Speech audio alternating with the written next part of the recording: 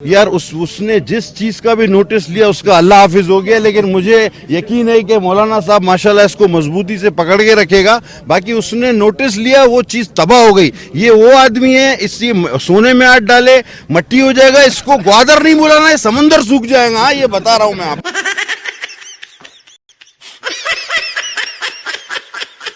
आज हम यहाँ जब सब लोग आए तो पीपल्स पार्टी इस एहतजाज से बड़ी कंसर्न है।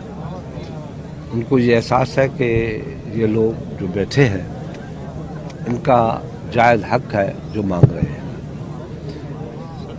जहाँ तक सिंध के ट्रालों की बात की, वो वजाहत हमारे पटेल साहब ने भी की और मैं भी कर रहा हूँ कि हम खुद उनके हक में नहीं हैं कि वो जाके बलूचिस्तान में जाए।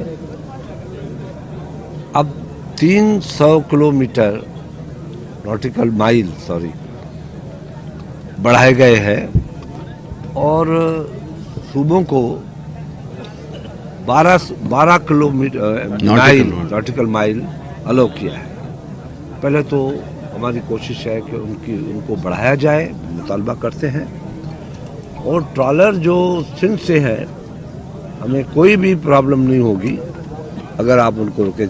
खुले समंदर में जब वो जाते हैं तो हुकूमत तो उनके पीछे नहीं जा सकती, वो वहाँ से कोई भी रास्ता ले सकते हैं 30 मील से। तो ये हम कभी इनकरेज नहीं करेंगे, मगर क्योंकि जब जहाँ हम आए हैं इस बात को भी हम नज़र में रखेंगे और उस पर भी बात करेंगे, क्योंकि ये गुफ्तन शुदन बर्खास्तन वाली बात नहीं है। ये एक जेन्युइन बात है जिसको हमें देखना चाहिए। इस पे ज़िद नहीं करनी चाहिए कि जी नहीं हमारे नहीं आते या फलाना नहीं आते, बहस करूं। बिल्कुल आपका कंसर्न होगा, सही होगा, तो उसको रोकने के लिए हम भरपूर कोशिश करेंगे। शाह साहब, पीपल्स पार्टी ने हिमायत तो आके धरने की आज इधर यकजहत इतने दिनों के बाद की, अच्छी बात है। तो क्या ये सिर्फ पार्लियामेंट के हद तक होगा या जिस तरह की कुछ जमायतें मुल्क भर में इसके हवाले से यकजहती मुजाहरे भी की, पीपल्स पार्टी इस तरह के फोरम पे इसका आवाज़ बिल्कुल करेगी।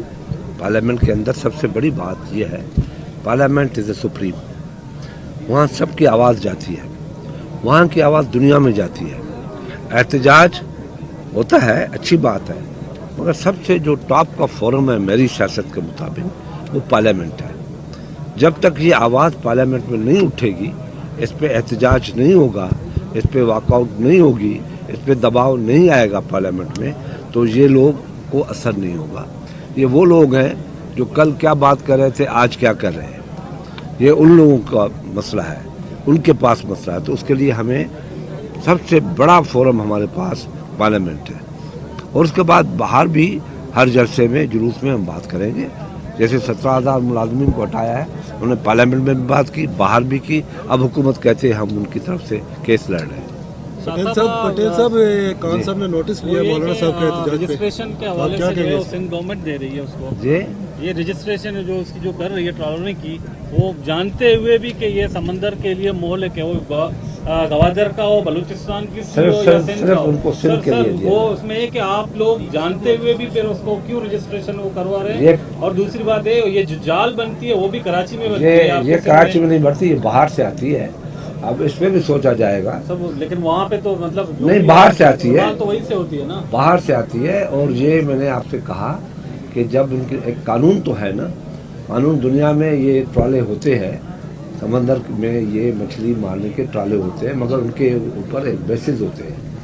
अब एक क्या नाम बता रहे थे आप, जो खींचते हैं वेंच के सिलसिले में हम सोच रहे हैं। चलो मैं इसमें इजाफा कर दूंगा, अगर हम इनका ख़त्म कर दें तो ये टाले आना ही बंद कर दें। शाह साहब, इसमें मैं प्लस करूंगा, सिंध में आपकी पीपल्स पार्टी की गवर्नमेंट है, अगर ट्रालरों से जो तहफ़्फ़ुज़ात हैं यहाँ के माहीगीर के लिए, तो वहाँ पीपल्स पार्टी की गवर्नमेंट को इकदाम उठाएगी।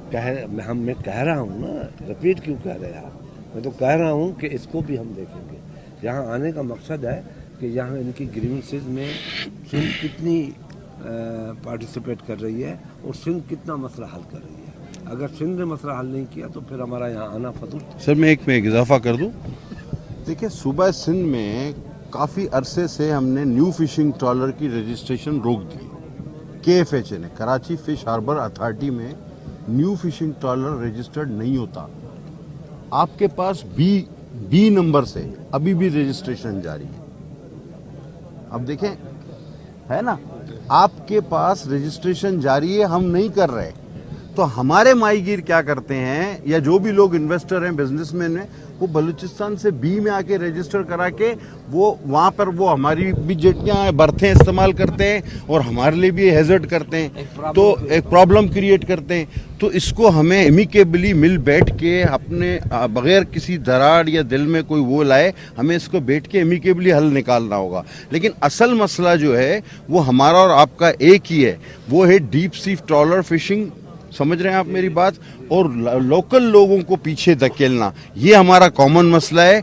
हम इसीलिए यहाँ आए कि जो हमारे हैंड में मसले हैं हम हल करेंगे। अच्छा, अब उसके बाद होता क्या है कि हमारे वहाँ जब आपको पता है कि फायरिंग से 3 लोग भी मरे थे सिंध की लांच के, कोई अच्छा मैसेज नहीं था। देखिए, लाश कहीं से भी आए तो हम उसको एक इशू बना सकते हैं। हमारे बलोच भाइयों ने 3 सिंधियों को मार के भेज दिया, हमने कहा नहीं, इस बात को हम यहीं ख़त्म करते हैं। अभी एक लांच पकड़ी गई, 20 लोग थे उसमें, 3-3 लाख रुपए जुर्माना किया उसको, लांच भी जब्त कर दी, माल भी जब्त कर दिया, हम खामोश रहे।